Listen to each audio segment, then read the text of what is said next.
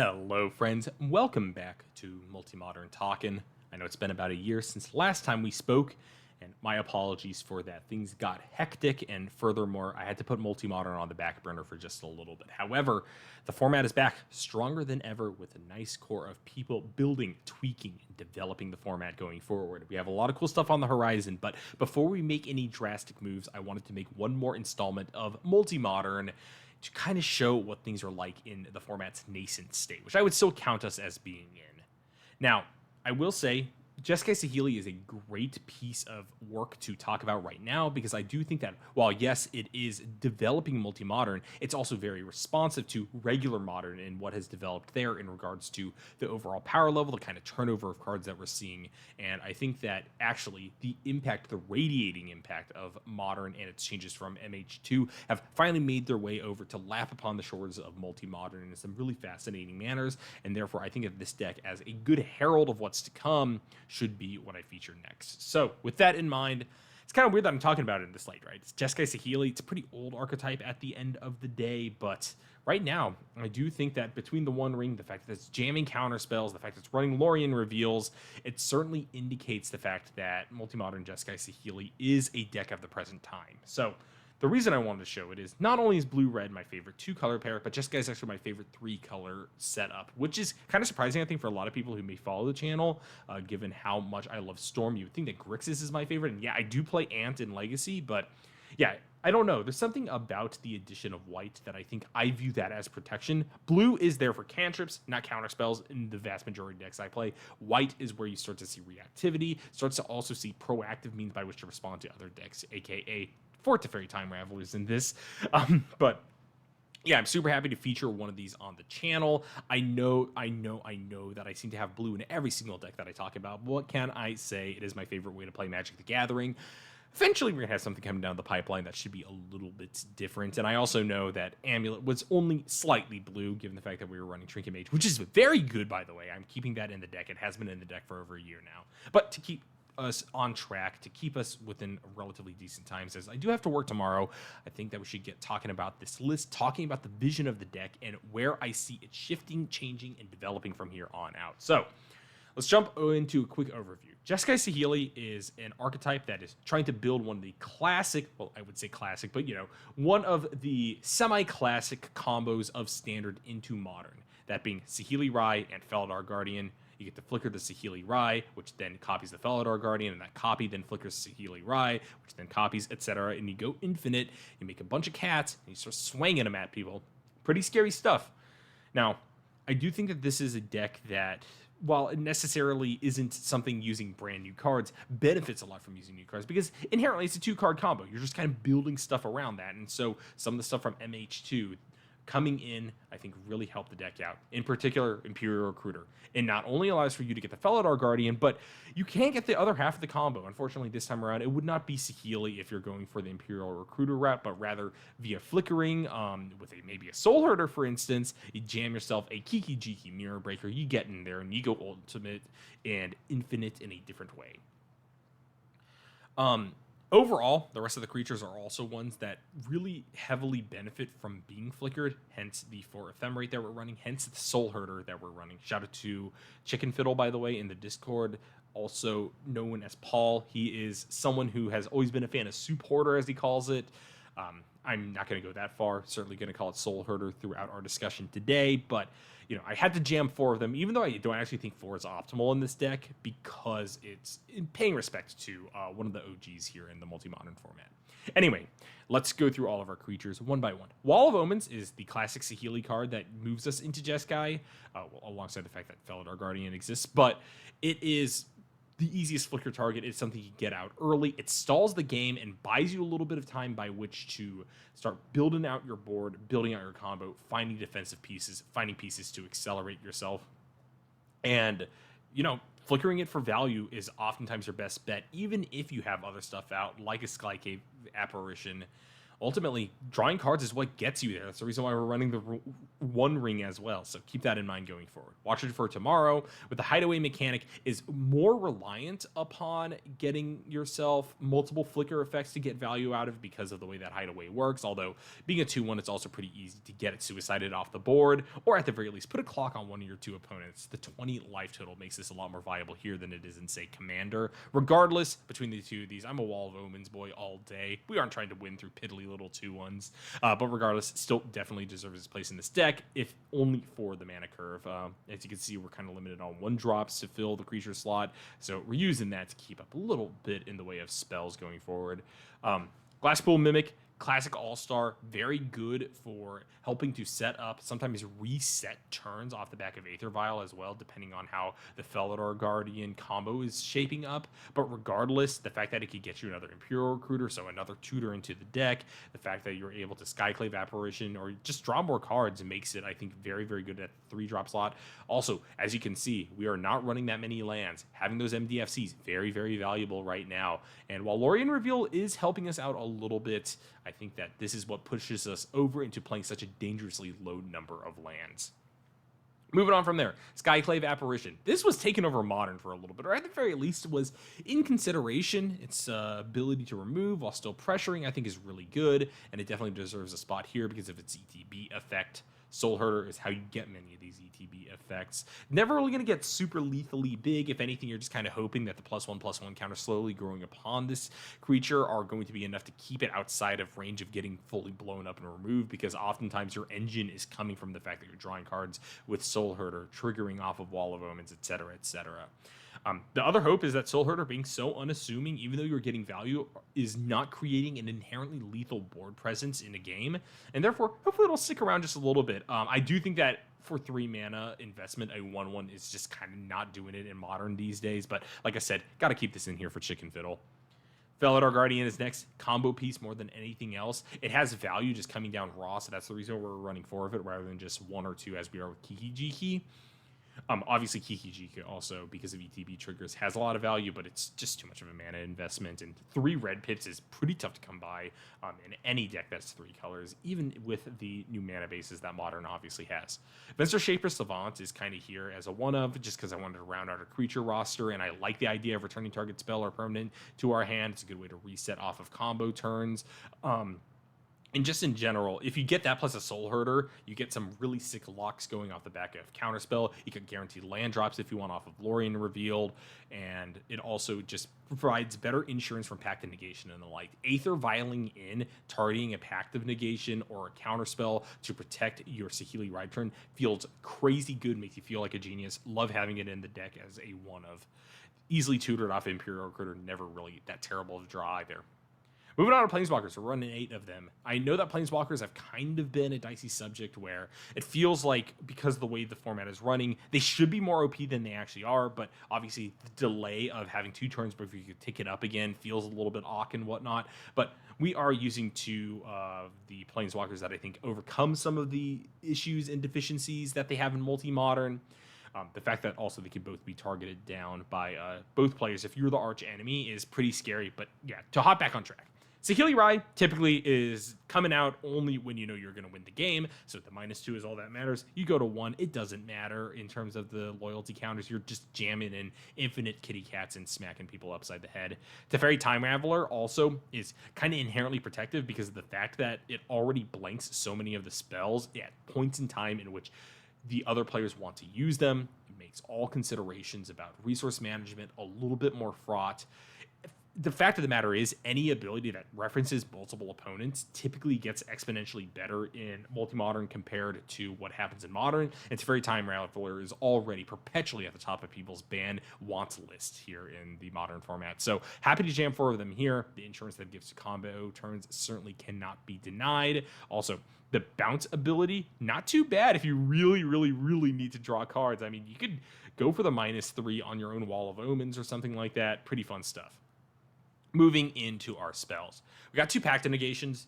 it just feels really bad to go for any more. You want to keep your mana up for your turn. Burning a Pact of Negation as a reactive means by which to interrupt someone else's combo is just not within the boundaries of this deck. The idea is typically that you want to prioritize hands with Counterspell, and you want to preordain a lot of time for Counterspells for the early game, where you can kind of use your earlier counter as a means of goodwill so that you don't have to burn a Pact of Negation to, say, stop a living end player from comboing off. You want to try to get the other player at the table to take that responsibility if you've already countered something earlier. So it's more of a card that is there to just come out of your hand in those crucial moments where you need to win the game, and you got to do so through a lightning bolt or something else along those lines, right?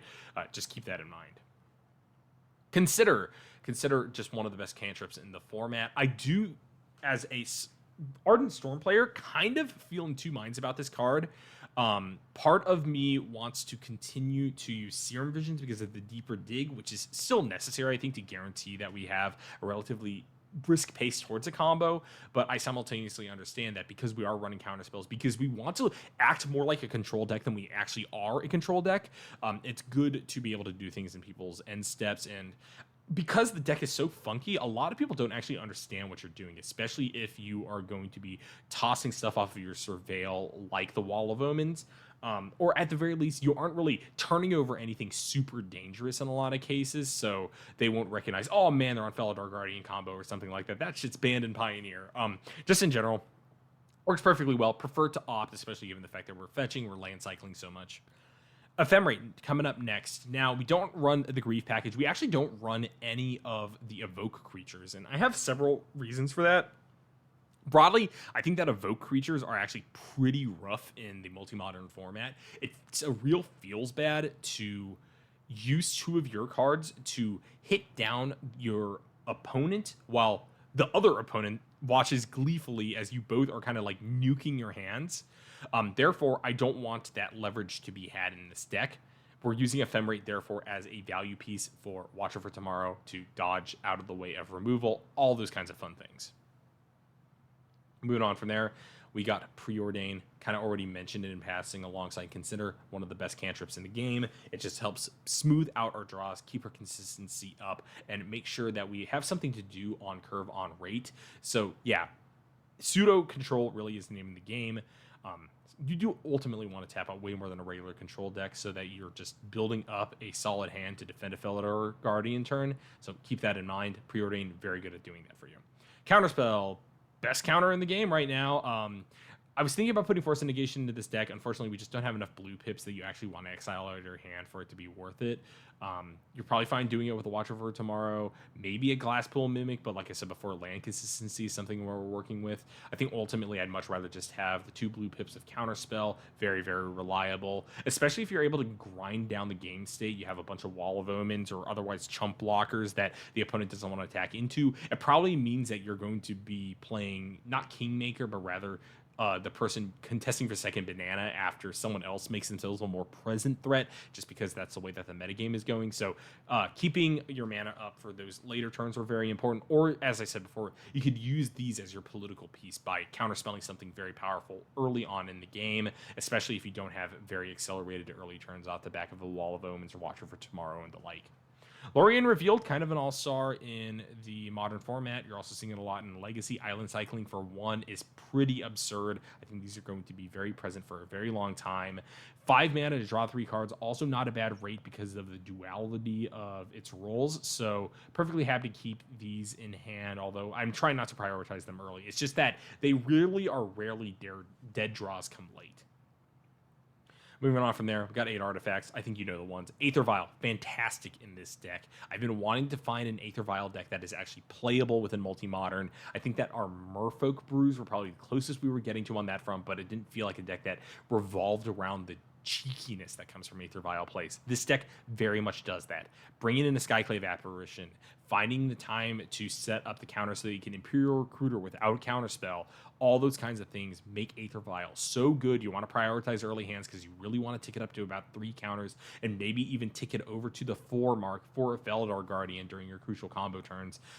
It just feels so good whenever you draw one. And I think it makes your win percentage jump a solid 5 to 6% by itself, especially because while, yeah, there is more artifact hate, nobody's targeting an Aether Vial. They're wanting to blow up this next card, the One Ring. One Ring, so good, so many decks. You'll be seeing, if I do more of these multi-modern rundowns, so many decks that are just jamming the One Ring in, because at 100 cards, you have the space, you want something to fill it up that's valuable, and man, there is no better way to set up value in the game than getting yourselves a One Ring out, drawing a ton of cards every turn. And yeah, we are truncated in terms of our ability to go for the super long game, and 20 life in this format can sometimes be pretty painful, but everybody's One Ringing right now. Be a cool kid, do it as well, give into the peer pressure, and don't worry, your life total is going to go down about the same rate as everybody else's.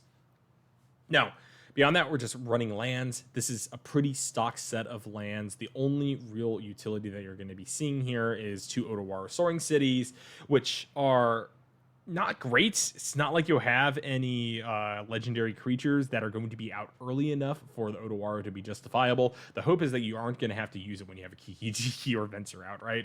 Hopefully by that point you guys are kind of smacking away winning the game. But sometimes you have nothing to do and you have those 4 lands open and you really need to bounce a hate piece, and it's really not that painful for your deck. That's kind of my main complaint with this, Boseiju and the others.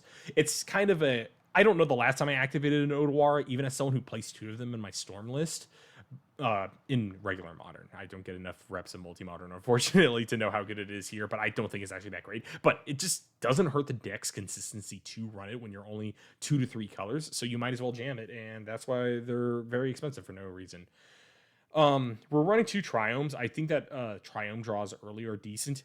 Turn 1 Triome, it feels very good in this deck if you don't have an Aether Vial, just because you don't have any other real big plays to make at that time. I was thinking about putting Swan Song in this deck, actually, but unfortunately, Wall of Omens doesn't have reach and can't start pressuring you pretty hard because, like I said before, we're looking to lose life off of the One Ring and just slowly delaying to set up for our main turn.